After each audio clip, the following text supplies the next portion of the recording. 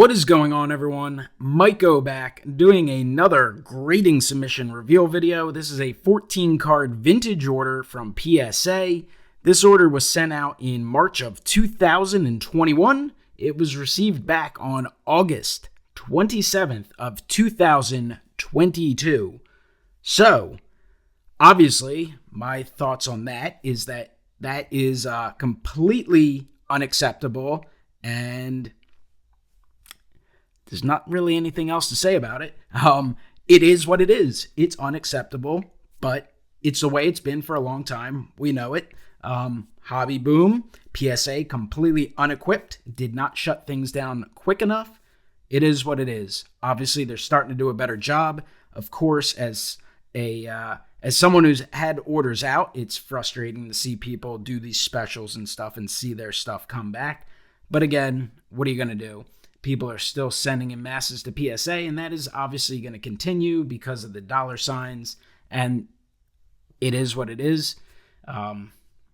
Most people are going to submit with PSA because of the dollar signs. Of course, you have plenty of people, longtime collectors, who are in the set registries, who have large collections of PSA graded cards, and I understand that, and I get that that's what people are going to do. I have a substantial amount of my collection graded by PSA.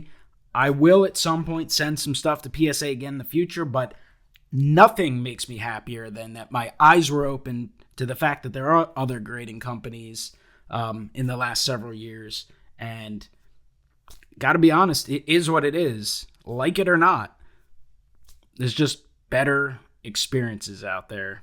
There just flat out is. Doesn't mean I don't love having cards graded by PSA, and I'll buy cards by PSA, but waiting well over a year and a half, I don't care if you're an investor, a quick flipper, or a collector. As a collector, that is the part that upsets me the most. Do I need things back in a week? No, not necessarily.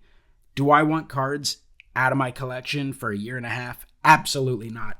I can't imagine a world where someone who's really into collecting would find that acceptable. But again, it is what it is. Anyway, mixed results in this order. The thing that's frustrating is the amount of cards that weren't graded. Again, it is what it is. We know that's the way PSA rolls. I will say, especially when your cards are held hostage for a year and a half, I really do wish they'd give you the option to at least have cards encapsulated and marked down as authentic or whatever. I know SGC, with their submissions, you can check a box and say whether you want things encapsulated if they're, deemed one of many ways, and they will notate why it's authentic and reasons for it and all that stuff. PSA does not offer that option. I know in the past they've slabbed some stuff and not slabbed others. I think the current trend in recent years is just flat out not slab it. Again, your cards are out forever. Anyway, sorry, we'll get to the cards. Just felt the need to rant a little bit. I guess it's opinion, but it's a lot of opinion based in fact of what's gone on. I'm never going to complain about the grades of cards. If something I think is wrong, I'll certainly make note of that and give my reasons for it. But just frustrating. It is what it is. I'm sure a lot of people won't like hearing that, but what are you going to do?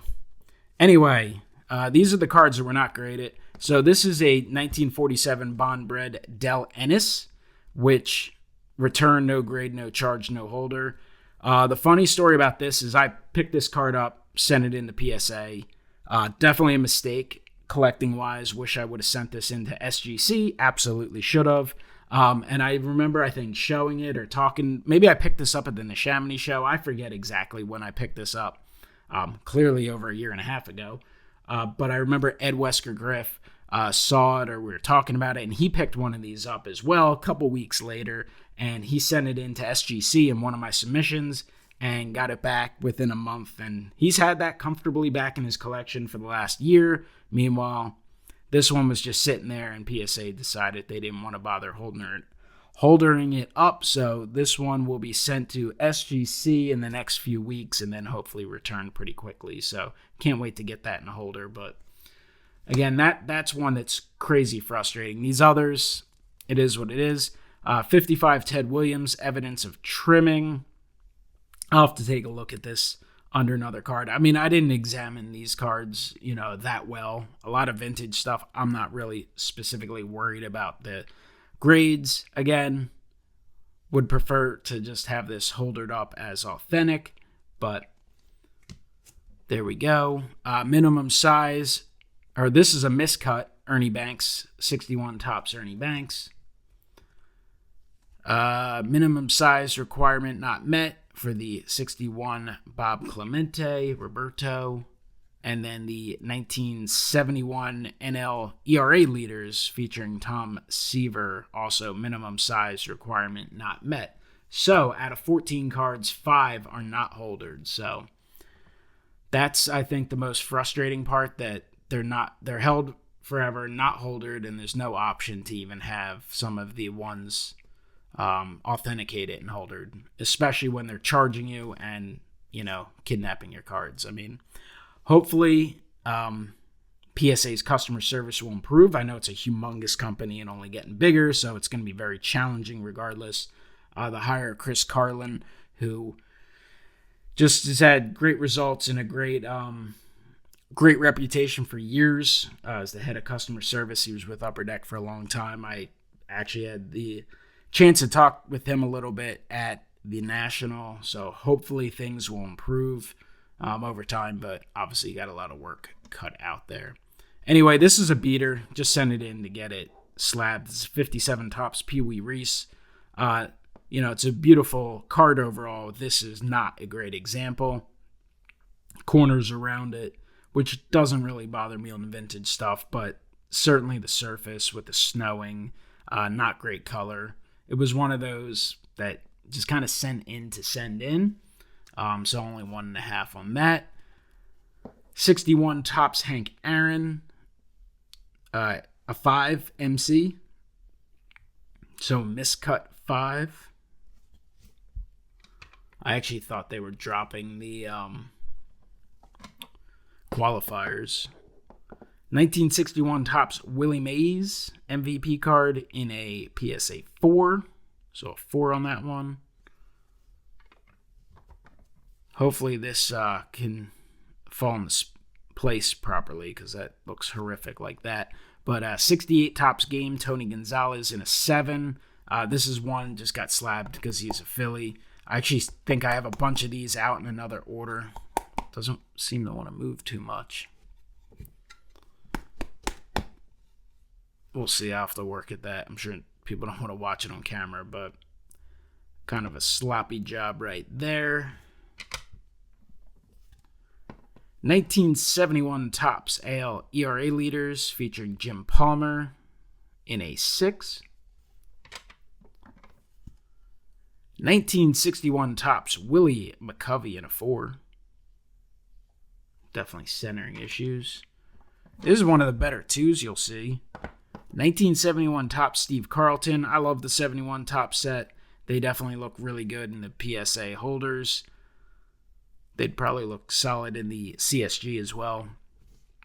Not a huge fan of them in SGC holders. The black borders up against the black bordered holder doesn't work well for me. But PSA 2, obviously 71 Topps, a lot of issues. Corner issues. Some surface around the side, but I think the color overall, at least in the center of the card, my eyes go directly towards the middle of the card, so I think it looks pretty good. To me, it presents pretty well. But again, just one of those, it's Carlton as a Cardinal, but it's just a cool card for the collection, and I like to have the vintage stuff holdered up, so clearly expectations were low on the grade on that. And then a few cards for the Phillies collection. It's a 1934 Batter Up, Ethan Allen, which received a PSA 3. Thrilled with that grade. A 3 on a Batter Up, to me, from the 30s, I'm more than fine with. Cool card there for the Phillies PC. And then, obviously happy with the PSA 7 on the 1953 Canadian Exhibits Del Ennis Blue Tint. Del Ennis, a fan favorite and a really good player in Philadelphia for a long time. So happy to finally have this one reintroduced into the collection after a year and a half of captivity in Newport Beach, California. Sound salty at all? I guess a little bit. I mean, I'm certainly happy these are back. There's no doubt about that. It's just a frustrating experience. I mean, waiting that long is outrageous. And then to have so many, not even have the option to potentially get stuff holdered up is definitely frustrating. But it is what it is. Finally, I think I'm down to one order out at PSA. I mean, I was at close to 20 for the longest time, and they finally trickled in over the last 6 months or so. One vintage order that's been out since a similar time frame, maybe a couple weeks before or after this one, I forget exactly. And then I have a PSA DNA order that's been out for what feels like 5 years as well. At some point, they will be back, and that will be great. I do have a bulk sub. I did send a sub in with JT Triple Crown 24, so technically I have that out with PSA as well. But I'll be back with an SGC reveal coming up within a few days and a mail day and stuff like that. So definitely enjoy the hobby. That's what it's all about. Again, happy to get these back in the collection. They do look cool. Just hopefully PSA improves about the timing and some of the customer relations aspects. And, I'm rooting for CSG and SGC to continue to do good work, put a little pressure, at least a little bit. Obviously, PSA is by far the most popular. Anyone who thinks otherwise is, not living on this planet. But competition is good, and it is a necessity for this hobby. It certainly improves. And, I mean, it's a necessity just generally. If you don't have competition, encouraging each other to strengthen and one up, then that's not good for anyone, especially us, the customers. Anyway, comment below. Let me know what you think of the pickups. Let me know the pickups. I guess they're kind of like pickups back in the collection. Let me know what you think of the order. How'd I do grading wise? How do they look in holders? What do you think? What do you think about the rant? Too much? Too little? Or it is what it is. All right, guys. Thank you for watching as always, and I will talk to you next time. Have a great one.